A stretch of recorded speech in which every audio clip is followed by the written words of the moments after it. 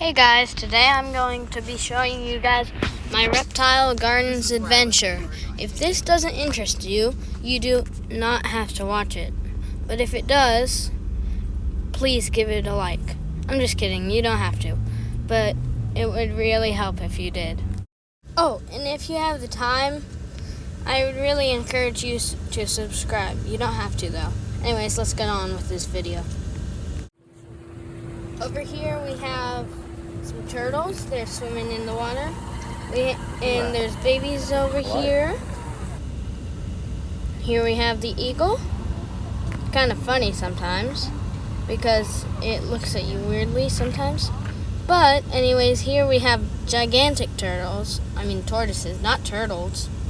They're gigantic. It smells in here. Shows. This is my first week doing them, so don't clap yet. The show can still go horribly wrong. So, if I can grab him. Not you. You go away. I know what you're gonna do. All right. So the first step is we are going to want to grab our alligator, throw him out of the water. I'm gonna grab the very end of his tail and get him up here. How'd you think I was gonna get him out? As you can see, we have found our very willing volunteer. The first step is, of course, I'm going to want to get on his back. To do this, I am, basically just going to jump. But the most important part about that is don't overshoot, for obvious reasons.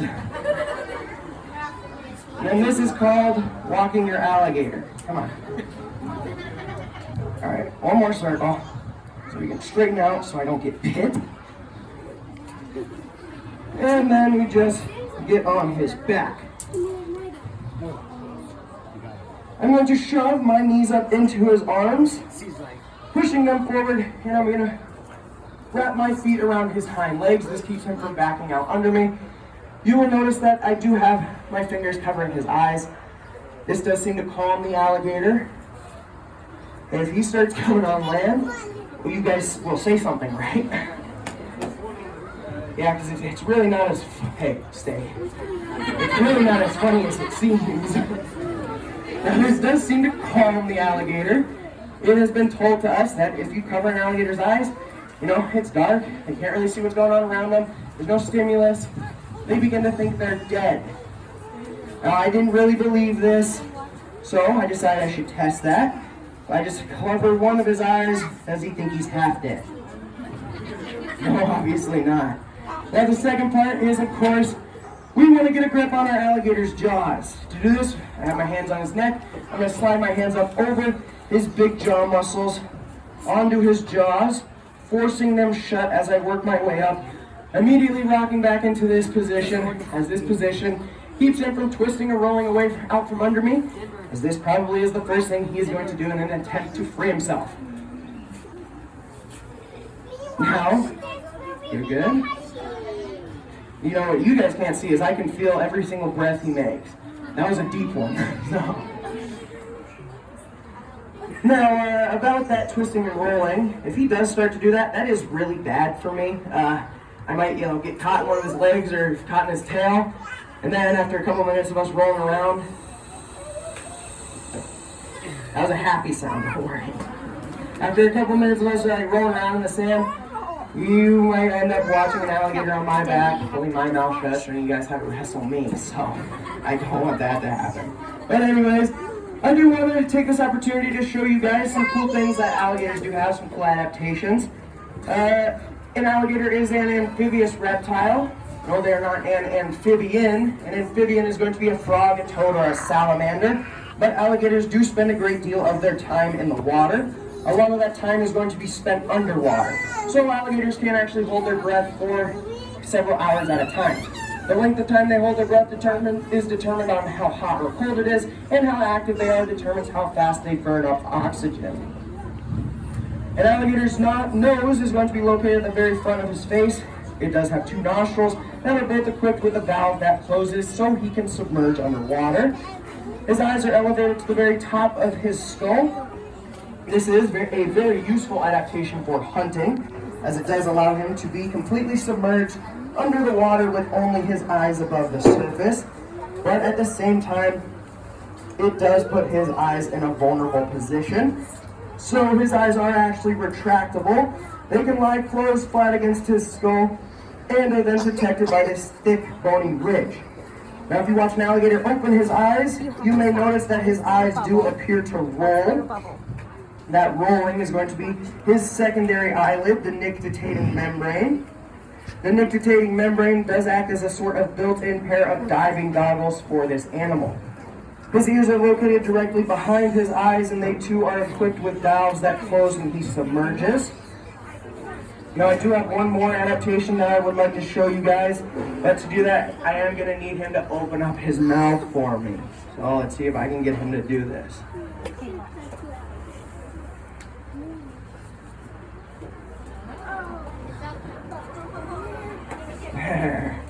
Say cheese.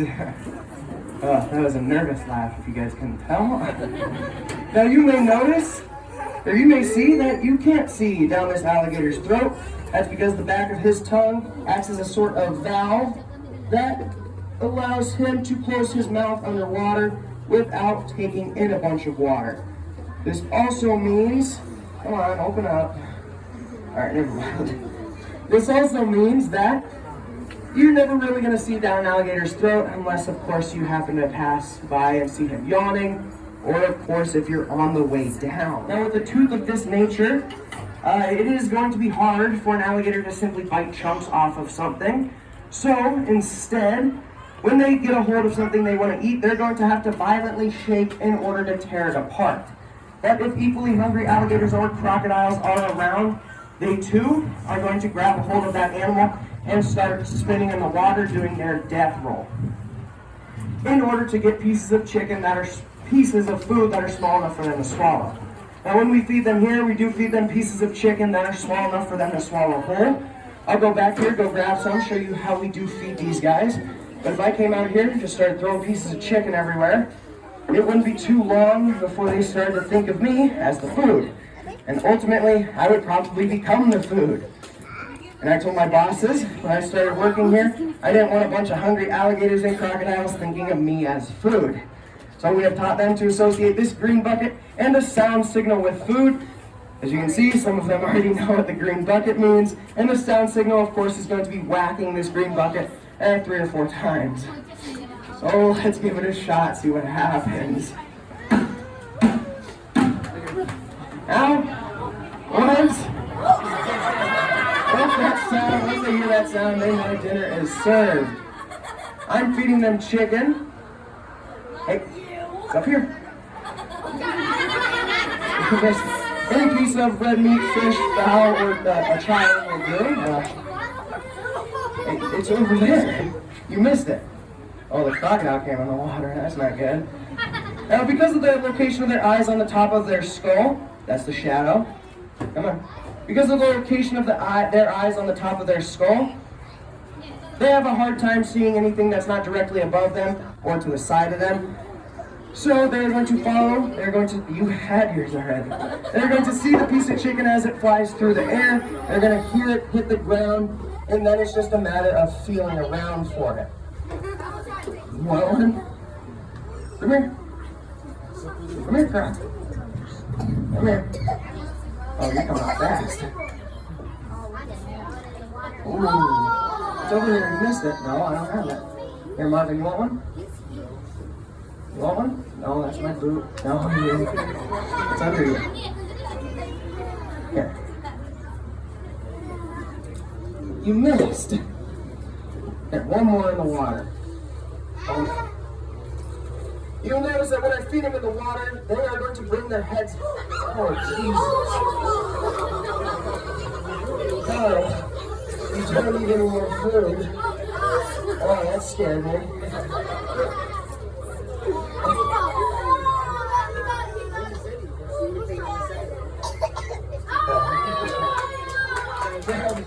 I almost got hit there.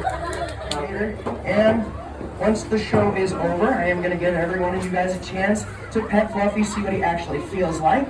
But going back to the alligator's eggs, the alligator's eggs are only going to be incubated by nature.